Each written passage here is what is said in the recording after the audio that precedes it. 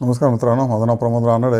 आज आपण एका टेक्स्टाईल कंपनीबद्दल बोलूया आणि ही टेक्स्टाईल कंपनी GHCL म्हणजे गुजरात हेवी केमिकल या ग्रुपची आहे. आणि ही कंपनीची मॅनेजमेंट खूपच स्ट्रॉंग आहे in getting profitability in the share in their market getting the lion's share of the market share आणि शेअर होल्डर फ्रेंडली कंपनी आहे. ओके, तर ही कंपनीचं नाव आहे Gujarat heavy chemical textiles limited.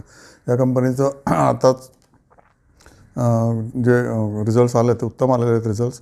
आणि बेसिकली नवीन एक यंग CEO बघितला मी त्या कंपनीचं झालेलं आहे. ऑब्वियसली यंग माणसं म्हणजे भरपूर मोठी टार्गेट्स आणि तेवढा मोठा उत्साह. ओके, अशी ही कंपनी आहे.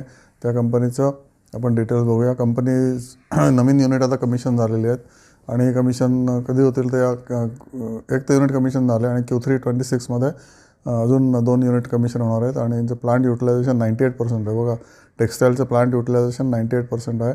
इम्प्रेसिव्ह आहे त्यांचं प्रेझेंटेशन. 60 मेगावॉट सोलर प्लांट त्यांनी लावलेलं आहे फॅक्टरीमध्ये. ऑब्वियसली हे सगळं प्रोडक्शन त्यांचं जे लागतं ते 72% of their consumption is from the solar. म्हणजे बघा, इलेक्ट्रिसिटी कन्झम्शन किंवा इलेक्ट्रिसिटी बिल्समध्येच केवढं सेविंग झालेलं आहे त्यांचं. ओके, यांचा PAT टिपिकली 5% झालेला आहे. 2% होता 2023ला, त्यानंतर 24ला 3% झाला आणि 25ला 5% झालेला. 5% PATमध्ये तुम्हाला वाटेल खूप कमी आहे, पण नाही, तसं नाही आहे. टेक्स्टाईलला 5% PAT इज प्रेटी गुड. आणि आय एम शुअर अजून 1-2 वर्षामध्ये याचा PAT 10% तर मिनिमम जाऊ शकतो. ओके, आणि व्हॅल्यू ॲडेड प्रॉडक्ट्स हे लोक बनवत आहेत. त्यामुळे स्पिनिंग नुसतं करत नाही, तर यापासून टेक्स्टाईल्स कापड पण बनवत आहेत. नुसतं यार्न नाही बनवत आहेत, त्यापासून निटिंग पण करतात आणि पुढे आय एम शुअर ते रेडीमेड्समध्ये पण जातील. ओके, त्यामुळे व्हॅल्यू ॲडेड प्रॉडक्ट्स आहेत त्यांचे.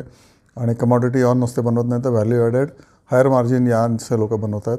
आणि याचा व्हॅल्यू तुम्ही बघा, 86 किंवा 100वरनं हा शेअर पडत की 113वरनं हा शेअर पडत मे बी 72ला आला असेल किंवा कितीला असेल मला माहीत नाही.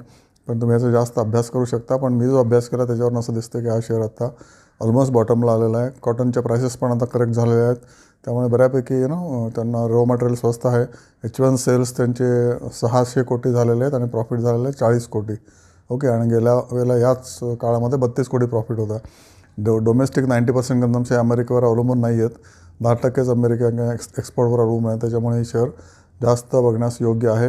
डिव्हिडंड पण देतात हे लोक. 2 रुपयाचा फेस व्हॅल्यूवर 50 पैसे डिव्हिडंड देतात. ओके, आणि कर्ज फक्त 49 करोड आहे आणि डेट बाय इक्विटीचा रेशो फक्त 0.03% आहे. आणि वाढता बिझनेस यांचा वाढती चढती बांधणी आहे. त्यामुळे मोठे अजून जास्त प्रॉफिट्स होतील. आणि मला GHCL ॲज सच या इंडस्ट्री हाऊसवर जास्त विश्वास आहे. कारण काय, GHCL लिमिटेड ह्या कंपनीने भरघोस डिव्हिडंड आणि भरघोस प्रॉफिट दिलेलं आहे. बघा,